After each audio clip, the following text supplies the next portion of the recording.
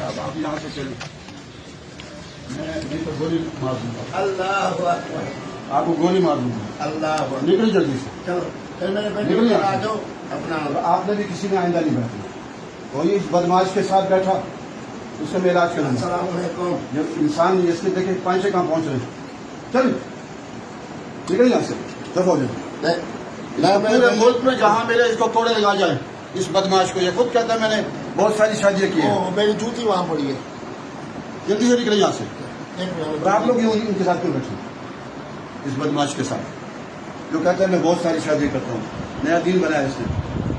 काकान लाल मस्जिद में आपने नहीं आना, हाजिर हाजिर। अगर लाल मस्जिद में आए तो मैं यहाँ आपको कोड़े यहाँ बांध के ना कोड़े लगाऊंगा, या संसार करूंगा। हाजिर हाजिर हाजिर जनाब हाजिर। निकले यहाँ से। हाजिर।